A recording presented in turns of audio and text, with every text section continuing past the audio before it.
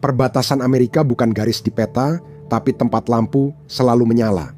Lihat peta Amerika Serikat yang bersih, terang, dengan batas negara bagian rapi dan kota-kota. Sekarang, ubah ke mode gelap, warnanya memudar, batas-batasnya menghilang, negara bagian lenyap dalam kegelapan. Hanya ada ruang hitam dan cahaya padat yang terhubung dari luar angkasa. Amerika tampak bukan seperti 50 negara bagian, tapi seperti beberapa organisme raksasa yang hidup, dipisahkan kehampaan hitam. Sekarang, perkecil, lihat apa saja, area gelap tetap gelap, tapi area terang tidak pernah padam. Gugusan yang bercahaya itu bukan hanya kota, mereka adalah sesuatu yang lebih besar. Mereka adalah mega wilayah. Kita telah menghabiskan 200 tahun berfokus pada Amerika Serikat. Tapi kenyataannya, di lapangan negara itu telah mengorganisir dirinya menjadi 11 mega wilayah yang berbeda. Dan jaring cahaya yang bercahaya ini menyembunyikan pergeseran kekuasaan besar yang akan segera menghapus garis batas negara bagian yang selama ini kamu kenal. Sebuah mega wilayah bukanlah satu kota saja, bukan juga daerah pinggiran yang meluas, melainkan jaringan besar yang tak terputus dari kota-kota, pinggiran, dan infrastruktur yang berfungsi sebagai satu sistem ekonomi bersama. Di mega wilayah, jutaan orang tinggal, bekerja, dan berpindah di puluhan kota seakan satu lingkungan. Ciri utamanya adalah integrasi dengan wilayah yang berbagi pasar tenaga kerja, transportasi, rantai pasokan, listrik, air, dan infrastruktur digital. Seseorang mungkin tinggal di satu kota, bekerja di kota lain, dan bergantung pada layanan yang tersebar di seluruh wilayah. Mega wilayah terbentuk saat jarak memudar, waktu perjalanan berkurang, dan komunikasi selalu ada. Kota-kota yang dulunya terpisah kini menyatu dan beroperasi bersama, tidak lagi bersaing. Perbedaannya, kota bersaing, mega wilayah bekerja sama karena kebutuhan, bukan pilihan. Dari peta, terlihat 11 zona itu hanya mencakup kurang dari 20% daratan Amerika. Namun, mereka menampung lebih dari 70% populasi dan menghasilkan lebih dari 75% kekayaan. Inilah zona di mana lampu selalu menyala dan kini menguasai negeri. Jika Anda belum tinggal di klaster ini, kemungkinan besar akan pindah ke sana pada 2040. Mereka menyerap bakat, uang, dan kekuatan politik negara, sementara ruang kosong hanya jadi latar belakang gelap. Pertumbuhan 11 wilayah ini agresif, mendorong batas ruang yang bisa diambil kawasan perkotaan. Lihat ke timur laut, ada bentangan sepanjang 500 mil bernama Boswash. Ini adalah jalur besar yang bercahaya yang dimulai dari hutan Maine dan tidak berhenti sampai mencapai Virginia Utara. Wilayah ini dihuni 53 juta orang, melebihi total penduduk Spanyol. Wilayah ini adalah markas besar global, dari uang di Wall Street hingga kekuasaan di Washington DC. Anda bisa naik kereta berjam-jam tanpa kehilangan pemandangan gedung pencakar langit. Dan ini bukan satu-satunya. Lihatlah ke barat.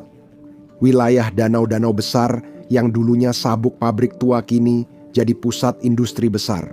Wilayah ini menghubungkan Chicago, Detroit, Cleveland, dan Pittsburgh, serta secara ekonomi terhubung dengan Ottawa, Montreal, dan Quebec City. Ini adalah raksasa di industri berat berbasis air dan pelayaran. Keterhubungan dengan Kanada ini menunjukkan bahwa mega wilayah tidak hanya mengabaikan batas negara bagian, tetapi juga mengabaikan batas negara. Dekat Pittsburgh, cahaya danau-danau besar mulai bersinggungan dengan tepi barat timur laut, menandai kelahiran mega wilayah. Wilayah utara dikenal ramai dan bersejarah, sedangkan selatan yang baru dan barat akan segera berkembang pesat. Wilayah-wilayah ini berkembang begitu cepat sehingga peta pun hampir tidak bisa mengikutinya. Segitiga Texas menghubungkan Dallas-Fort Worth, Houston, dan San Antonio dengan Austin di tengah. Wilayah ini menampung lebih dari 20 juta orang dan tumbuh lebih cepat daripada hampir semua wilayah lain. Wilayah ini berperan layaknya negara sendiri dalam negara bagian, menjadi pusat luar angkasa, pariwisata, energi, dan chip komputer di Pasifik. California Selatan kini melampaui Hollywood. Ini adalah gerbang perdagangan global berpenduduk 25 juta orang membentang dari perbatasan San Diego hingga Los Angeles dan Santa Barbara. Wilayah ini semakin meluas ke arah timur menuju gurun Nevada ke arah Las Vegas. Ini adalah gerbang pengiriman tersibuk di belahan barat bumi. Jumlah barang yang mengalir melalui pelabuhan-pelabuhan ini cukup untuk memasok seluruh benua dengan segala kebutuhannya. Dan jika Anda suka penjelajahan peta seperti ini, pastikan untuk menekan tombol subscribe. Mega wilayah terus berkembang, begitu juga dengan kanal ini. California Utara, terutama wilayah Teluk San Francisco hingga Sacramento, telah menjadi pusat otak dunia serta ibu kota kecerdasan buatan dan teknologi. Wilayah ini terbentuk dari konsentrasi talenta, sementara daerah lain membentuk jaringan pengembangan yang menghubungkan berbagai industri. Rantai ini berperan sebagai pengaman, sehingga jika satu kota bermasalah, kota lain bisa membantu. Koridor Florida adalah rantai pengembangan, menghubungkan pusat keuangan Miami dengan magnet pariwisata Orlando dan teknologi antariksa di pesisir Atlantik. Piedmont Atlantic adalah mesin utama New South, jalur perbankan dan riset dari Atlanta ke Charlotte hingga segitiga riset Raleigh-Durham. Pantai Teluk adalah pusat energi dan kimia dari Houston ke New Orleans hingga Mobile, area aktivitas manusia yang selalu bergerak cepat. Namun, ini bukan bagian dari rencana besar atau hasil diskusi di ruang rapat tahun 50-an. Perubahan ini berantakan dan alami, dipengaruhi geografi, uang, dan kebutuhan akan kecepatan yang konstan. Untuk memahami perjalanan kita perlu melihat guncangan yang mempersatukan kota-kota. Pada 1790 konsep kawasan mega masih dianggap mimpi. Dulu, kota-kota terisolasi dan tidak saling terhubung. Tinggal di Philadelphia membuat New York seolah-olah berada di bulan. Perjalanan antara keduanya memakan waktu berhari-hari naik kereta kuda di jalan berlumpur. Kawasan mega pertama muncul bukan karena politik, melainkan infrastruktur. Awalnya datang air. Terusan Erie pada tahun 1825 tidak hanya memindahkan gandum, tapi juga mengikat masa depan kota New York dengan wilayah Midwest. Kereta api datang, mengubah perjalanan berhari-hari jadi beberapa jam dan menyatukan wilayah dalam satu sistem ekonomi. Setelah Perang Dunia II, ledakan besar kawasan mega benar-benar dimulai dengan munculnya mobil. Karena pada tahun 1956, Federal Aid Highway Act menghadirkan 41.000 mil jalan berkecepatan tinggi dan tiba-tiba wilayah di antaranya meledak. Sebelum ada jalan tol antar negara bagian, orang tinggal dekat tempat kerja. Lalu, pinggiran kota meluas. Perjalanan harian makin jauh dan kota-kota mulai berfungsi sebagai satu sistem terhubung, bukan pusat terpisah lagi. Setiap penemuan ini tidak hanya menghubungkan kota-kota, tetapi juga membuatnya saling bergantung. Saat itu terjadi, peta tak lagi soal batas wilayah, tapi tekanan yang mendorong pengambil alihan oleh pinggiran kota.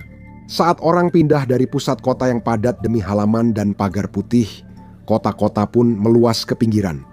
Lihat peta danau-danau besar atau timur laut. Sejak era ini, ruang kosong di antara Philadelphia Trenton dan Chicago Milwaukee mulai dipadati rumah, pusat belanja, dan pom bensin. Jalan tol mengubah wilayah ini menjadi jalur pergerakan panjang dan berkelanjutan. Kota-kota itu kini bukan lagi terpisah, melainkan membentuk satu garis buram yang terus berkembang. Wilayah utara masih terhubung lewat tol, sedangkan selatan dan barat berubah permanen akibat ditemukannya AC. Sebelum tahun 1950-an, Phoenix, Miami, dan Houston hanya ramai saat musim tertentu karena cuacanya terlalu panas, lembab, atau keras untuk dihuni sepanjang tahun.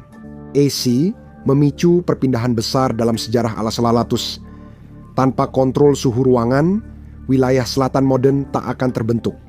Jutaan orang pindah dari Rust Belt di danau-danau besar ke Sun Belt, memicu pertumbuhan mega wilayah seperti segitiga Texas, koridor Florida, dan koridor matahari Arizona. Kini kita mengalami perubahan besar melalui ekspansi digital. Kita telah berubah dari pekerja komuter menjadi mega pekerja dengan sistem kerja hybrid memperluas radius kerja dari sekitar 30 mil menjadi 100 sampai 150 mil. Hasilnya sederhana. Orang bisa tinggal lebih jauh, tapi uang, pekerjaan, dan kehidupan mereka tetap terikat ekonomi regional yang sama. Kota seperti Princeton, Texas, dan pinggiran Sacramento, California, tumbuh pesat karena terserap oleh kutub mega wilayah itu. Seorang insinyur perangkat lunak yang bekerja di perusahaan di Austin mungkin tinggal 2 jam jauhnya di daerah perbukitan. Tetapi mereka masih membelanjakan uang mereka di segitiga Texas. Mereka masih menggunakan bandara Austin. Mereka tetap bagian dari organisme hidup regional. Karena guncangan ini, 11 mega wilayah itu kini seperti penyedot ekonomi besar. Mereka tak hanya berkembang, tapi juga menyedot sumber kehidupan dari wilayah lain. Daerah-daerah ini saling terhubung seperti rantai. Jika satu putus, yang lain ikut terdampak. Sekarang muncul masalah lebih besar. Lingkaran brain drain karena mega wilayah menawarkan bayaran dan jaringan terbaik. Anak muda pintar dari pedesaan pindah ke sana, diikuti perusahaan karena talenta ada di sana. Mega wilayah itu makin kaya dan menarik lebih banyak talenta. 11 mega wilayah sekarang menjadi blok kekuatan yang solid, mereka mandiri, tapi jika 11 mega wilayah ini begitu kuat, jika mereka punya uang, teknologi, dan keinginan untuk berkembang, kenapa mereka belum bergabung? Mengapa seluruh Amerika Serikat tidak menjadi satu hamparan cahaya yang tak terputus dari New York ke San Francisco? Mereka menghadapi masalah yang uang pun tidak bisa selesaikan. Mari kita lihat citra satelit Black Marble dari NASA. Di antara 11 pulau cahaya manusia itu, terdapat celah-celah gelap yang luas. Ini bukan sekadar tempat kosong, tapi penghalang fisik aktif yang melarang perluasan kota. Mega Front Range, berpusat di Denver dan Colorado Springs, kini jadi salah satu wilayah dengan pertumbuhan tercepat di negara ini. Wilayah ini maju dan berteknologi tinggi, namun di barat terdapat pegunungan Rocky yang besar dan berbatu. Meski Denver punya banyak uang, mereka tak bisa membangun jalan di puncak gunung. Kurangnya lahan datar dan musim dingin ekstrim membuat Front Range tak mungkin bergabung dengan Cascadia atau California Utara. Alam telah membuat batas tegas di California. Pegunungan Rocky membuat wilayah barat tetap berupa pos-pos terpisah, bukan jaringan terhubung. Penghalang tak terlihat, namun sangat kuat adalah tebing hujan yang mulai dari meridian ke-100. Jika Anda melihat peta populasi, ada tebing vertikal yang jelas membentang tepat di tengah negara ini. Di timur garis ini lampu padat, sedangkan di barat peta gelap, di sini hujan berhenti. Air adalah satu-satunya hal yang mutlak dibutuhkan oleh sebuah kota, dan wilayah barat memang tidak memiliki cukup air. Wilayah di timur garis ini mendapat cukup kelembapan dari Teluk Amerika, dulu Teluk Meksiko, dan Atlantik untuk mendukung populasi besar dan luas. Di barat garis ini, Anda memasuki dataran tinggi. Tanpa proyek air miliaran dolar, tanah ini tak bisa menopang mega wilayah. Anda bisa berkendara 8 jam di Nebraska atau Kansas tanpa menemukan penduduk yang cukup banyak untuk disebut mega. Di barat daya, gurun menjadi parit alami yang mencegah pusat-pusat itu bersentuhan. Wilayah mega California Selatan dan koridor matahari Arizona hanya dipisahkan ratusan mil tanah datar. Namun jarak ini adalah salah satu yang paling ganas di bumi. Gurun Mojave dan Sonora berfungsi sebagai pemutus fisik bagi perluasan kota. Panasnya begitu ekstrim sehingga menciptakan penghalang yang lebih efektif daripada pagar apapun. Kereta cepat memang akan menghubungkan celah ini, tapi gurun tetap membuat jalur LA Phoenix tak pernah benar-benar terhubung terus-menerus. Kurangnya air menjadi batas keras seberapa jauh wilayah-wilayah ini bisa berkembang. Pegunungan Appalachian berfungsi sebagai penghambat yang lebih kecil, tetapi tetap sangat efektif bagi pembangunan di wilayah timur. Walau tidak setinggi pegunungan Rocky, pegunungan ini hutannya lebat, lembah sempit, dan tanah kasar. Pada tahun 1700-an pegunungan ini menghalangi perintis, kini menghalangi penyatuan wilayah mega. Bentang alam ini membuat jalan, listrik, dan rel kereta harus melewati jalur sempit. Inilah mengapa, meski lokasinya cukup dekat, pusat keuangan New York dan pusat perbankan Charlotte tetap dua entitas berbeda. Pegunungan menjadi penghalang, memperlambat pergerakan dan mencegah kedua wilayah di pantai timur bersatu menjadi satu wilayah besar. Sungai Mississippi adalah urat nadi perdagangan Amerika sekaligus pemisah besar. Dataran banjir di sekitar sungai itu adalah salah satu yang paling subur di planet ini. Lahan basah di cekungan Mississippi membentuk area kosong antara danau-danau besar dan Piedmont Atlantik. Sungai itu menuntut ruangnya sendiri dan manusia telah belajar dengan cara yang sulit untuk tidak membangun terlalu dekat. Alam secara efektif telah mencadangkan tanah ini untuk pertanian. Tidak mungkin membangun gedung 50 lantai di delta yang terendam air tiap 10 tahun.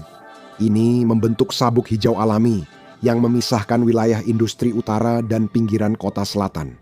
Jika kamu tinggal di Cascadia, hidupmu ditentukan oleh Samudra Pasifik dan hutan-hutan. Jika kamu tinggal di segitiga Texas, hidupmu ditentukan oleh panas dan padang rumput. Setiap pulau mengembangkan cara berpikir sendiri sesuai tanahnya. Geografi tak hanya mencegah pengambil alihan, tapi juga membentuk kepribadian wilayah. Apa yang terjadi saat mega wilayah mencapai batas? Kota-kota kini seperti magnet besar bagi uang dan bakat. Tapi kesuksesan ini mulai memicu perang diam-diam yang bisa membuat setengah negara tertinggal.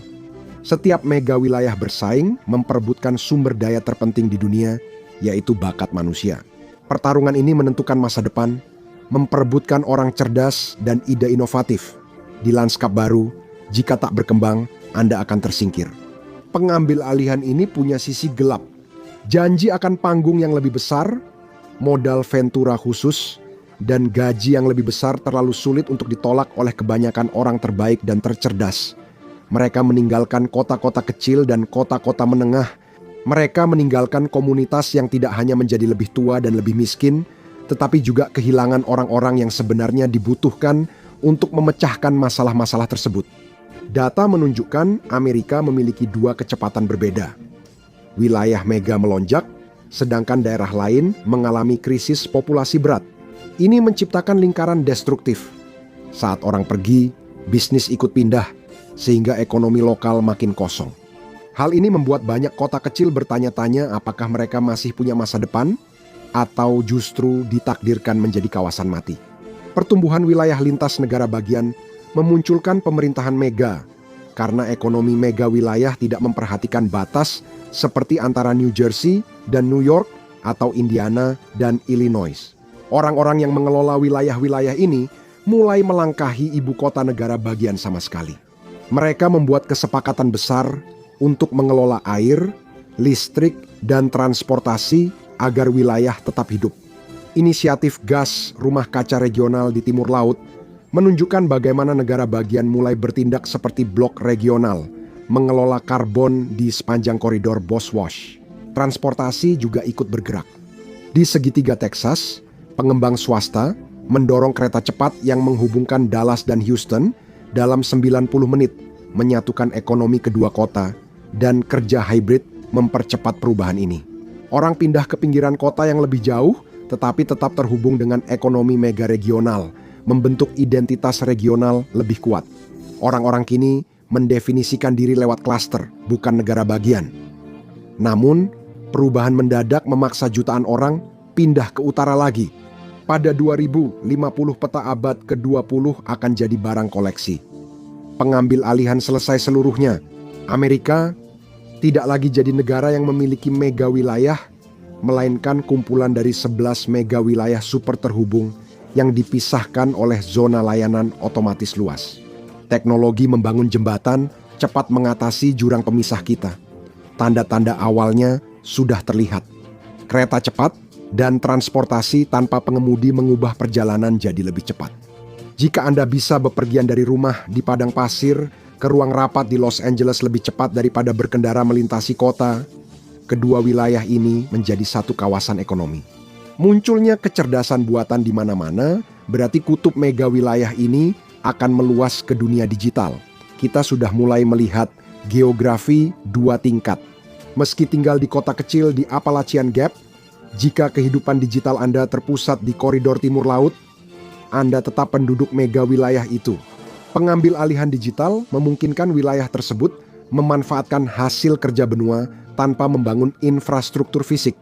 Perubahan paling mengejutkan pada peta 2050 adalah pergeseran besar ke utara. Selama 1 abad, kisah Amerika adalah menuju selatan dan barat mencari matahari. Namun, ketika panas di sabuk matahari mencapai tingkat yang menguji infrastruktur, dan ketika permukaan laut mengancam jalur pantai Florida dan Teluk, perpindahan besar-besaran kembali ke utara pun dimulai. Mega danau besar kini dipromosikan sebagai surga iklim abad ke-21 dengan akses 20% air tawar permukaan dunia kota seperti Chicago, Detroit, dan Buffalo mengalami lonjakan penduduk. Kali ini, semua didasarkan pada keamanan air. Pada 2050, danau-danau besar bisa kembali jadi wilayah mega paling vital di negara ini, lumbung air bagi bangsa yang kehausan. Setelah pengambil alihan, area kosong di antara 11 pulau akan menjadi zona layanan berteknologi tinggi, bukan lagi lahan kosong. Sebaliknya, area itu akan berubah jadi lanskap otomatis dengan traktor tanpa pengemudi, ladang angin, dan hutan penangkap karbon menjadi motor penggerak wilayah mega tersebut. Sedikit orang akan tinggal di sana, namun itu akan jadi lahan paling diawasi dan produktif di bumi. Pada 2050 tampilan satelit Black Marble akan menunjukkan 11 jaringan bercahaya tampak lebih terang dan terhubung dari sebelumnya. Garis batas negara bagian lama akan tak terlihat karena sudah tak penting lagi. Kekuatan utama ada pada dewan regional yang mengelola air, listrik, dan data di pulau-pulau itu. Amerika bukan lagi peta 50 negara bagian, ini 11 mesin aktivitas manusia yang membentang dari laut ke laut. Terima kasih sudah bergabung. Semoga Anda menikmati videonya. Dan jika Anda ingin melihat lebih banyak video seperti ini, silakan pertimbangkan untuk berlangganan dan aktifkan notifikasinya. Itu benar-benar membuat perbedaan. Terima kasih sekali lagi dan sampai jumpa di lain waktu di Mepek.